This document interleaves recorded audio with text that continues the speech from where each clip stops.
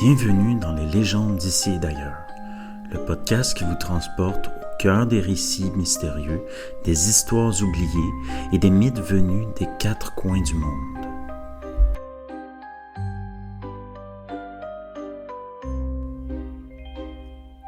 Voici le 7e épisode, la légende du pont de Québec.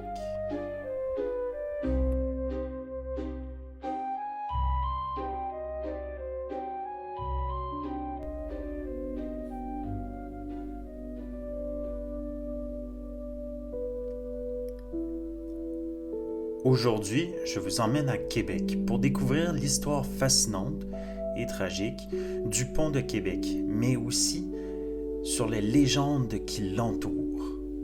Comment un immense projet de génie civil a pu devenir le théâtre d'effondrements mortels, puis de mythes et de pactes mystérieux. C'est ce que nous allons explorer. Avant la construction du pont pour traverser le fleuve Saint-Laurent entre Québec et Lévis, on utilisait un traversier ou en hiver un pont de glace, mais avec le développement du chemin de fer et le besoin d'un lien fixe pour relier les rives, l'idée d'un pont ferroviaire, routier et piétonnier se précise vers la fin du 19e siècle. Le site retenu était un point stratégique entre Québec et Lévis, là où le fleuve est le plus étroit, permettant de réduire la portée nécessaire du pont. Le projet fut confié à la Quebec Bridge and Railway Company, la construction étant réalisée par la Phoenix Bridge Company de Pennsylvanie sous la direction de l'ingénieur Theodore Cooper. Le pont devait mesurer environ 987 mètres de long avec une portée principale de 949 mètres et être construit en acier. La construction du pont commencera en 1903. Dans toute l'histoire de la construction de ce pont, il y a eu 3 phases, dont 2 effondrements. Le premier effondrement survient en 1907. C'est le 29 août 1907 vers 17h37 que la partie sud de la structure s'effondre soudainement en à peine 15 secondes. On estime qu'environ 76 ouvriers ont péri dans la chute. Parmi eux, des ouvriers Mohawks, des Québécois et des Américains. Certains d'entre eux se noyèrent dans le fleuve ou furent ensevelis sous les débris. Un important amas de ferraille plonge dans le fleuve, environ 20 000 tonnes d'acier. Un monument est érigé plus tard dans le cimetière de Saint-Romuald, utilisant des pièces métalliques du pont effondré pour honorer les victimes. Ce drame força une commission royale d'enquête, et les erreurs de calcul dans la conception du pont furent mises en lumière. Un deuxième effondrement survint en 1916. Malgré les leçons du premier échec lors de la reconstruction, un deuxième effondrement survint le 11 septembre 1916, alors que la travée centrale préfabriquée est montée pour être installée. Cette fois-ci, 13 personnes perdent la vie. On attribue ce nouvel accident à des défauts dans la fabrication de la travée centrale ou à une pièce défaillante dans le dispositif de levage. À ce jour, la travée reste toujours au fond du fleuve. Donc, la troisième phase reste l'achèvement du pont. Après ces tragiques incidents, les ingénieurs modifient la conception, corrigent les erreurs. La construction est finalement achevée le 20 septembre 1917. Le 17 octobre 1917, une première locomotive franchit le pont et le 3 décembre 1917, il est ouvert au trafic ferroviaire. L'inauguration officielle avec grand faste a lieu le 22 août 1919 en présence du prince Édouard de Galles. Les conséquences de ces effondrements furent profondes, l'autorité des ingénieurs fut remise en question et ces tragédies stimulèrent la création d'ordres professionnels pour encadrer la pratique du génie civil, notamment l'Ordre des ingénieurs du Québec. Après l'ouverture, le pont évolue. Les voies de tramway sont transformées en voies automobiles. Une voie ferroviaire est retirée pour élargir la chaussée. En 1929, la circulation automobile y est permise.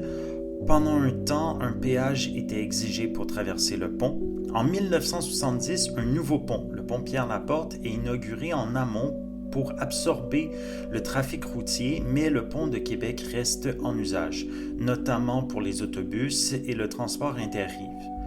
Dans les années 1990, la voie centrale du pont alterne selon le flux de circulation matin ou après-midi, ou même le soir. Sur le plan patrimonial, le pont de Québec est reconnu comme un lieu historique national du Canada depuis 1995. Plus récemment, le pont change de statut de propriété. En 2024, le gouvernement du Canada acquiert le pont du Canadian National pour $1, quoique symbolique. Les catastrophes et le contexte dramatique ont naturellement alimenté l'imaginaire collectif. Voici donc les légendes les plus répandues. En premier, un pacte avec le diable, d'où le surnom le pont du diable. C'est l'une des légendes les plus populaires. Selon le récit, un mystérieux personnage se présente aux ouvriers ou aux contremaîtres en se proclamant ingénieur. Il promet de sauver la construction et d'éviter de nouvelles catastrophes, mais impose une condition. La première personne à traverser le pont devra lui céder son âme. À l'inauguration, le contremaître, se souvenant du pacte, jette un chat sur le pont. L'animal traverse le pont et disparaît en chemin, sauvant ainsi les personnes présentes, mais laissant le diable avec l'âme du chat. Ainsi, selon cette légende, le diable aurait eu gain de cause, mais sur un être non humain, ce qui est une ruse du contremaître pour échapper au pacte. Cette version est reprise dans les textes consacrés aux légendes québécoises et sur Wikipédia. La légende est mentionnée comme l'une des légendes urbaines liées au pont. Ensuite vient le boulon d'or. Une autre légende durable veut qu'au cours de la construction, un boulon d'or ait été placé quelque part dans la structure. Ce boulon serait symbolique, un secret précieux. Des recherches furent faites au fil des années pour tenter de le retrouver, mais aucune preuve tangible de son existence n'a été confirmée. Et pour finir, les anneaux d'acier des ingénieurs. Une légende associée au rite des 7 gardiens, un rite d'assermentation des ingénieurs, affirme que les anneaux d'acier remis aux jeunes ingénieurs seraient fabriqués à partir des parties du pont effondré. Mais la Société des 7 gardiens a officiellement nié cette origine. Pour ce qui est des témoignages sur le pont, il n'y a pas vraiment de certitude, évidemment, que le diable aurait été mis à contribution pour que le pont reste en place sans de nouvel effondrement. Bien évidemment, l'histoire a suscité l'intérêt de plusieurs personnes, rendant même cette histoire suffisamment populaire pour que le pont de Québec prenne parfois le nom du pont du diable. Sans vouloir complètement l'affirmer, c'est peut-être même une des nombreuses raisons pour laquelle les gens de Québec voudraient éventuellement peut-être avoir un troisième lien. C'est ainsi que se finit l'épisode sur la légende du pont de Québec. Retrouvons-nous la semaine prochaine pour le 8e épisode des légendes d'ici et d'ailleurs.